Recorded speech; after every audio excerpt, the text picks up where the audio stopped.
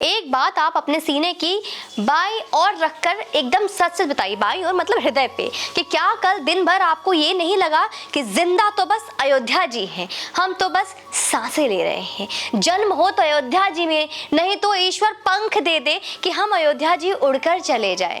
मैं जानती हूँ कि आप भी मेरी तरह दिन भर इसी टीस में रही कि प्रभु श्री राम हमारे यहाँ दिल्ली में जन्मे, या आप जहाँ से ये वीडियो देख रहे हैं वहाँ क्यों नहीं जन्मे। वो तो ईश्वर है, वो कण कण वासी हैं, कहीं भी अवतरित हो जाते, लेकिन अयोध्या जी ही क्यों? क्यों सबका हृदय अयोध्या में ही क्यों टिका हुआ था? क्यों? कल राम कथा का एक अंश सुन रही थी दोस्तों मैं, जब 3 लोकों के सबसे शक्तिशाली राजा और उसकी सेना को उनके कर्म का यथोचित फल देकर भगवान श्री राम अपने सहचर मंडली के साथ 14 वर्षों का वनवास काटकर अयोध्या जी लौटे, तो सरयू किनारे पूरी अयोध्या जी खड़ी थी। सरयू का कल कल पानी अयोध्या जी में जल रहे घी के दियों से प्रज्वलित हो रहा था। अयोध्या जी का हर वासी अपने अयोध्यापति के स्वागत में कुमकुम और अक्षत का थाल लिए सरयू किनारे खड़ा था, इंतजार में। प्रभु श्री राम माता जानकी और अपने सहचरों के साथ लिए जब तट पर आए तो उनका मन किसी बात पर मलिन हो गया। उनके सूर्य के दीप्तमान मुखमंडल पर काले बादल सी एक चिंता युक्त वेदना दौड़ गई। उन्होंने भावतुर होकर भरत से पूछा, भरत, बच्चे कहाँ हैं? क्या वो मेरे आने से खुश नहीं है? भरत ने दोनों हाथ जोड़ लिए और उत्तर दिया, भैया, यहाँ बच्चे हैं ही कहाँ। आपने जब वनवास गमन पर ब्रह्मचर्य का व्रत किया तो हमने भी अपना अनुगमन किया। पूरी अयोध्या नगरी ने आपके साथ ब्रह्मचर्य का पालन किया है। प्रभु श्री राम के अश्रुमोती माँ सरयू में जा मिले। अब बताइए कि अयोध्या जी के अलावा कौन स्थान यह सब डिजर्व करती है कि राम उस भूमि में जन्मे। श्री राम के जीवन में चाहे जो भी हो, वो चाहे निषाद राजगु हो या अपने ही भाई से छला गया सुग्रीव हो, अपने पिता के पापों के बोझ तले दबा अंगद हो या धर्म के साथ छोड़ दुनिया भर दुत्कार का मानक बना विभीषण हो, सबको राम का सानिध्य और सहचर होने का सुख इसलिए मिला क्योंकि वो राम को डिजर्व करते थे। हम अयोग्य होकर राम का तो हो सकते हैं, लेकिन राम हमारा हो जाए इसके पहले शर्त योग्यता है दोस्तों, और यह योग्यता धन से या संसाधन से नहीं बल्कि मन से और मनन से प्राप्त होता है।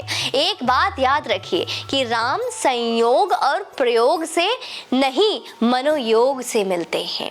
हमने त्रेता युग का वो अद्भुत क्षण नहीं देखा जब श्री प्रभु राम अयोध्या जी लौटे थे, लेकिन अगर कल का दृश्य उस दृश्य के असंख्यवें हिस्से के एक हिस्से के बराबर भी स्थान रखता हो तो हम कल मानव जीवन के सबसे अद्भुत पलों को जी रहे थे। श्री राम को एफिडेविट देकर काल्पनिक बताने वाले हाथ भी अगर कल उनकी वंदना को जुड़ गए हो तो इसमें आश्चर्य नहीं होगा, क्योंकि प्रभु का प्रभुत्व कुछ है ही ऐसा।